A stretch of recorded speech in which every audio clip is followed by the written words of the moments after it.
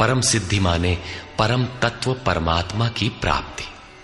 जनक इत्यादि जितने भी पूर्व में होने वाले महर्षि हुए हैं, इस कार्यम कर्म के द्वारा जो यज्ञ की प्रक्रिया है, इस कर्म को करके ही संसिद्धिम परम सिद्धि को प्राप्त हुए। किंतु प्राप्ति के पश्चात वे भी लोक संग्रह को देखकर कर्म करते हैं, लोक हित को चाहते हुए कर्म करते हैं। अतः तू भी प्राप्ति के पश्चात लोक नायक बनने के लिए कार्य करने के ही योग्य है। क्यों? यद्यदाचरति श्रेष्ठः तत्तदेवेतरो जनः स यत्प्रमाणं कुरुते लोकस्तदनुवर्तते। श्रेष्ठ पुरुष जो जो आचरण करता है, अन्य पुरुष भी उसके अनुसार ही करते हैं। वो महापुरुष जो कुछ प्रमाण कर देता है, संसार उसका अनुसरण करता है। पहले श्री कृष्ण ने स्वरूप में स्थित आत्मतृप्त महापुरुष की रहनी पर प्रकाश डाला कि उसके लिए कर्म किए जाने से न कोई लाभ और न छोड़ने से कोई हानि। फिर भी जनकादि कर्म में भली प्रकार बरतते थे। वहां उन महापुरुषों से श्री कृष्ण धीरे से अपनी तुलना कर देते हैं कि मैं भी एक महापुरुष हूं। न मे पार्थास्ति कर्तव्यम् त्रिषु लोकेषु किंचन नानवाप्तमवाप्तव्यम् वर्त एव च कर्मणि। हे पार्थ, मुझे तीनों लोकों में कोई कर्तव्य नहीं है। पीछे कह आए हैं कि उस महापुरुष का समस्त भूतों में कोई कर्तव्य नहीं है। यहां कहते हैं तीनों लोकों में मुझे कुछ भी कर्तव्य शेष नहीं है, तथा किंचन मात्र प्राप्त होने योग्य वस्तु अप्राप्त नहीं है। तब भी मैं कर्म में भली प्रकार बरतता हूं। क्यों? यदि हम न वर्तेयम् जातु कर्मण्यतन्द्रितः मम वर्तमानुवर्तन्ते मनुष्याः पार्थ सर्वशः। क्योंकि यदि मैं सावधान होकर कदाचित कर्म में न बरतूं तो मनुष्य मेरे बर्ताव के अनुसार बरतने लग जाएंगे। तो क्या आपका अनुकरण भी बुरा है? श्री कृष्ण कहते हैं हां। उत्सीदेयुरिमे लोका न कुर्यां कर्म चेदहम् शंकरस्य च कर्ता स्याम् उपहन्यामि माः प्रजाः। यदि मैं सावधान होकर कर्म न करूं तो ये सब लोग भ्रष्ट हो जाएं और मैं शंकरस्य वर्ण संकर का करने वाला हूं तथा इन सारी प्रजा का हनन करने वाला, मारने वाला बनूं। स्वरूप में स्थित महापुरुष सतर्क रहकर यदि आराधना क्रम में न लगे रहें तो समाज उनकी नकल करके भ्रष्ट हो जाएगा। महापुरुष ने तो आराधना पूर्ण करके परम नैष्कर्म्य की स्थिति को पाया है। वे न करें तो उनके लिए कोई हानि नहीं है, किंतु समाज ने तो अभी आराधना आरंभ ही नहीं की। पीछे वालों के मार्गदर्शन के लिए ही महापुरुष कर्म करते हैं। मैं भी करता हूं। अर्थात श्री कृष्ण एक महापुरुष थे, न कि बैकुंठ से आए हुए कोई विशेष भगवान। उन्होंने कहा कि महापुरुष लोक संग्रह के लिए कर्म करता है, मैं भी करता हूं। यदि न करूं तो लोगों का पतन हो जाए, सभी कर्म छोड़ बैठेंगे। मन बड़ा चंचल है, ये सब कुछ चाहता है, केवल भजन नहीं चाहता। यदि स्वरूपस्थ महापुरुष कर्म न करें तो देखा देखी पीछे वाले भी तुरंत कर्म छोड़ देंगे। उन्हें बहाना मिल जाए कि ये भजन नहीं करते, पान खाते हैं, इत्र लगाते हैं, सामान्य बातें करते हैं, फिर भी महापुरुष कहलाते हैं। ऐसा सोचकर वे भी आराधना से हट जाते हैं, पतित हो जाते हैं। श्री कृष्ण कहते हैं कि यदि मैं कर्म न करूं तो सब भ्रष्ट हो जाए और मैं वर्ण संकर का कर्ता बनूं। स्त्रियों के दूषित होने से वर्ण संकर तो देखा सुना जाता है। अर्जुन भी इसी के भय से विकल था कि स्त्रियां दूषित होंगी तो वर्ण संकर पैदा होंगे। किंतु श्री कृष्ण कहते हैं, यदि मैं सावधान होकर आराधना में लगा न रहूं तो वर्ण संकर का कर्ता हूं। वस्तुतः आत्मा का शुद्ध वर्ण है परमात्मा। अपने शाश्वत स्वरूप के पथ से भटक जाना वर्ण संकरता है। यदि स्वरूपस्थ महापुरुष क्रिया में नहीं बरतता तो लोग उनके अनुकरण में क्रिया रहित हो जाएंगे, आत्म पथ से भटक जाएंगे, वर्ण संकर हो जाएंगे, वे प्रकृति में खो जाएंगे। स्त्रियों का सतीत्व एवं नस्ल की शुद्धता एक सामाजिक व्यवस्था है, अधिकारों का प्रश्न है, समाज के लिए उसकी उपयोगिता भी है। किंतु माता पिता की भूलों का संतान की साधना पर कोई प्रभाव नहीं पड़ता। आपन करनी पार उतरनी। हनुमान, व्यास, वशिष्ठ, नारद, शुकदेव, कबीर, ईसा इत्यादि अच्छे महापुरुष हुए, जबकि सामाजिक कुलीनता से इनका संपर्क नहीं है। आत्मा अपने पूर्व जन्म के गुण धर्म लेकर आता है। श्री कृष्ण कहते हैं, मनः षष्ठानीन्द्रियाणि प्रकृतिस्थानी कर्षति। मन सहित इंद्रियों से जो कार्य इस जन्म में होता है, उनके संस्कार लेकर जीवात्मा पुराने शरीर को त्याग कर नवीन शरीर में प्रवेश कर जाता है। इसमें जन्मदाताओं का क्या लगा? उनके विकास में कोई अंतर नहीं आया। अतः स्त्रियों के दूषित होने से वर्ण संकर नहीं होता। स्त्रियों के दूषित होने और वर्ण संकर से कोई संबंध नहीं है। शुद्ध स्वरूप की ओर अग्रसर न होकर प्रकृति में बिखर जाना ही वर्ण संकर है।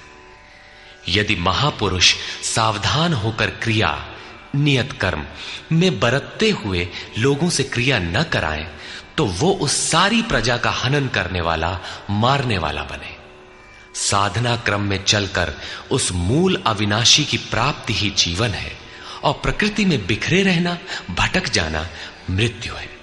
किंतु वो महापुरुष इस सारी प्रजा को यदि क्रिया पथ पर नहीं चलाता, उस सारी प्रजा को बिखराव से रोककर सतपथ पर नहीं चलाता, तो वो सारी प्रजा का हनन करने वाला हत्यारा है, हिंसक है, और क्रमशः चलते हुए जो चला लेता है वो शुद्ध अहिंसा है।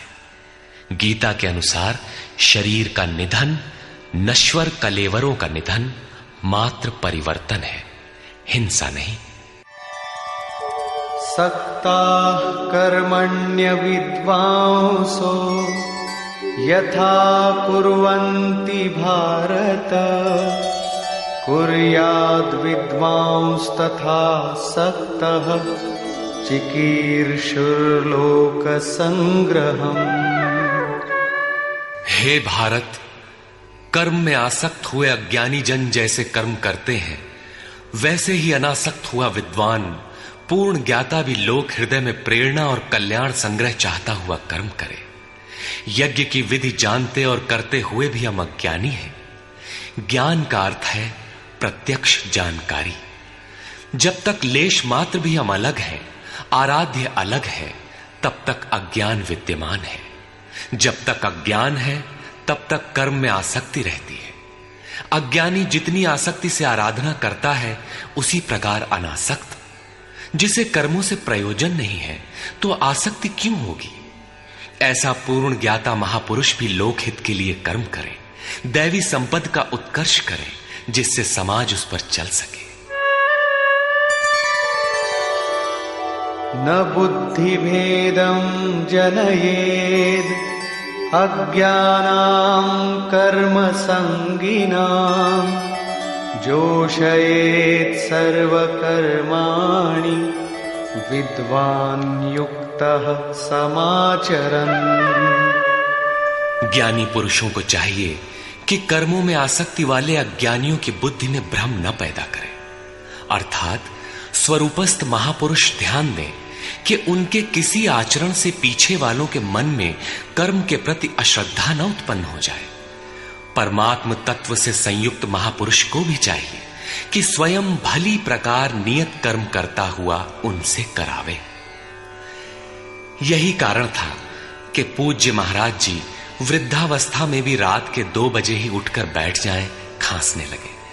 3 बजे बोलने लगे, उठो मिट्टी के पुतलो। सब उठकर चिंतन में लग जाएं तो स्वयं थोड़ा लेट जाए, कुछ देर बाद फिर उठकर बैठ जाएं, कहें तुम लोग सोचते हो कि महाराज सो रहे हैं, किंतु मैं सोता नहीं, श्वास में लगा हूं। वृद्धावस्था का शरीर है, बैठने में कष्ट होता है, इसी से मैं पड़ा रहता हूं। लेकिन तुम्हें तो स्थिर और सीधे बैठकर चिंतन में लगना है। जब तक तैल धारा के सदृश श्वास की डोरी न लग जाए, क्रम न टूटे, अन्य संकल्प बीच में व्यवधान उत्पन्न न कर सकें, तब तक सतत लगे रहना साधक का धर्म है। मेरी श्वास तो बांस की तरह स्थिर खड़ी है। यही कारण है कि अनुयायियों से कराने के लिए वो महापुरुष भली प्रकार कर्म में बरतता है। जिस गुण को सिखावे उसे करके दिखावे। इस प्रकार स्वरूपस्थ महापुरुष को भी चाहिए कि स्वयं कर्म करता हुआ साधकों को भी आराधना में लगाए रहे। साधक भी श्रद्धापूर्वक आराधना में लगे, किंतु चाहे ज्ञान योगी हो अथवा समर्पण भाव वाला निष्काम कर्म योगी हो, साधक में साधना का अहंकार नहीं आना चाहिए। कर्म किसके द्वारा होते हैं, उसके होने में कौन कारण है, इस पर श्री कृष्ण प्रकाश डालते हैं।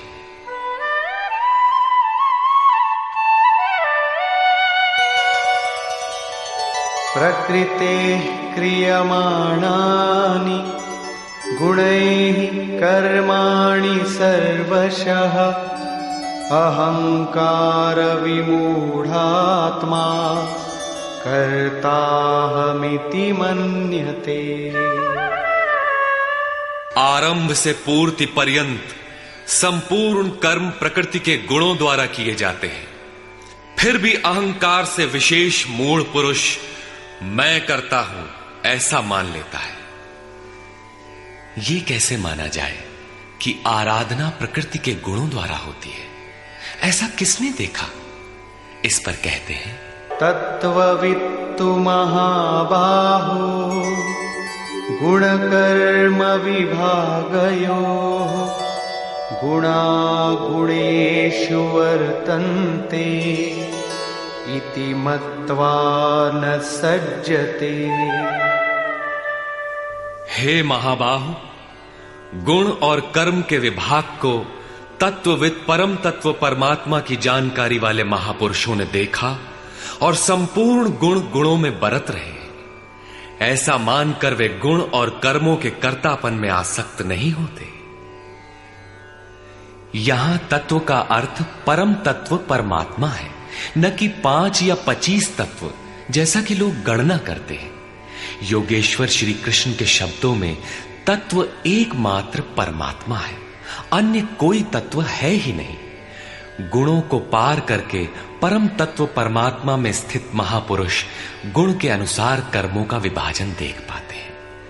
तामसी गुण रहेगा तो उसका कार्य होगा आलस्य, निद्रा, प्रमाद, कर्म में प्रवृत्त न होने का स्वभाव। राजसी गुण रहेंगे तो आराधना में पीछे न हटने का स्वभाव, शौर्य, स्वामी भाव से कर्म होगा। और सात्विक गुण कार्यरत होने पर ध्यान, समाधि, अनुभवी उपलब्धि, धारावाहिक चिंतन, सरलता स्वभाव में होगी।